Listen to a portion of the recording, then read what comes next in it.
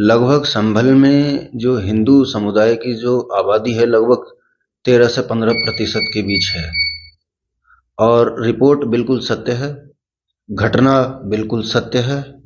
अगर उस दिन संभल में प्रशासन ना होता, अगर उस दिन संभल में जो जिलाधिकारी डीएम साहब है राजेंद्र पेसिया जी ना होते, अगर एसपी साहब के बिश्नोई जी ना होते, सीओ साहब श्रीमान अनुज चौधरी जी ना होते, और तमाम संभल के प्रशासनिक जो अधिकारी हैं एसडीएम साहब वंदना मिश्रा जी ना होते, तो उस दिन संभल में हिंदुओं का नरसंहार निश्चित था।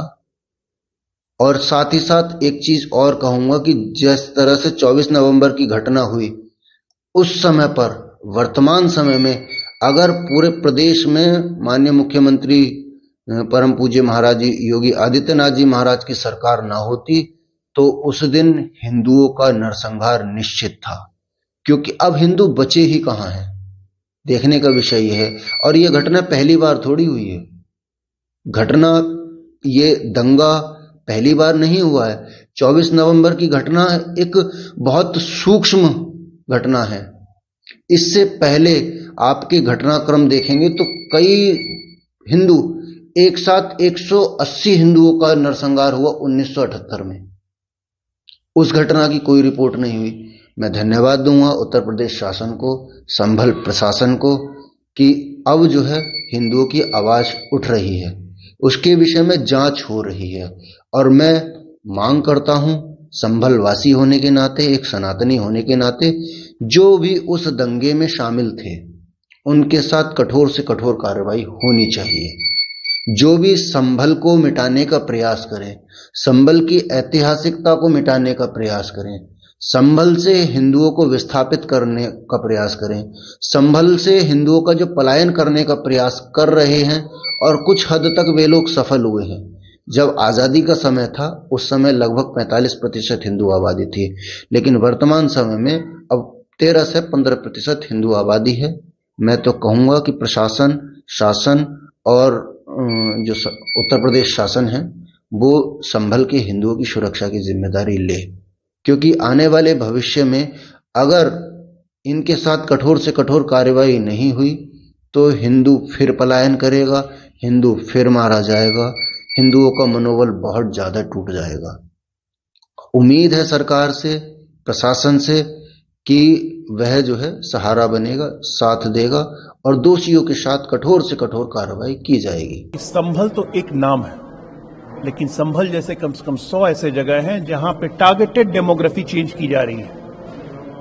इस्लामिक समूह का ग्रुप बन बन के हिंदुओं को टारगेट किया जा रहा है, उनको मारा जा रहा है, उनकी संपत्ति छीनी जा रही है, उनको भगाया जा रहा है ताकि डेमोग्राफी चेंज कर सकें।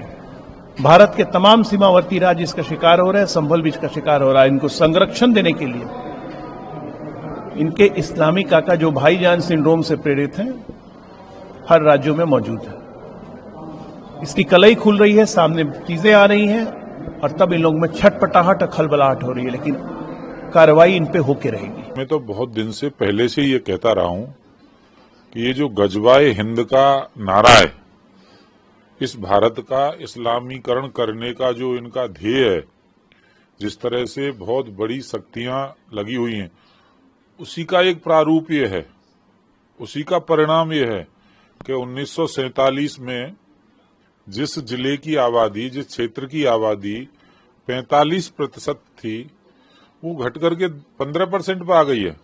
हम हिंदुस्तान में हैं, पाकिस्तान में हैं या बांग्लादेश में, ये हमें विचार करना होगा किस तरह से हिंदुओं का इस्लामीकरण किया जा रहा है। हिंदुओं को इस्लाम मानने वाले क्षेत्रों में जो लोग रहते हैं वहां से भगाया जा रहा है, उसका ये बहुत बड़ा उदाहरण है।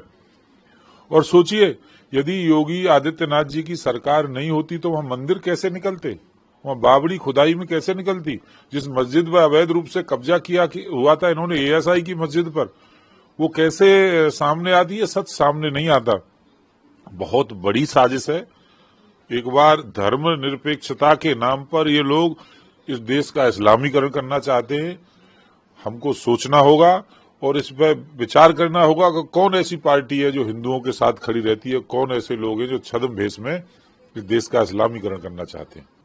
संभल में पिछले 9 साल से जो हिंदू पलायन किए हैं, इसके लिए भाजपा सरकार दोषी और जिम्मेदार है।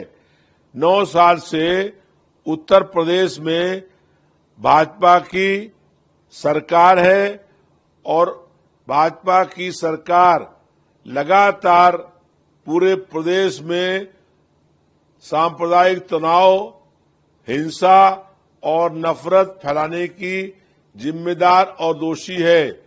भाजपा की सरकार चाहती है जैसे संभल में दंगा और हिंसा हुआ, ऐसे ही पूरे प्रदेश के हर जिले और हर शहर में दंगा और हिंसा हो। भाजपा सरकार चाहती है कि प्रदेश का हर हिस्सा संभल बन जाए।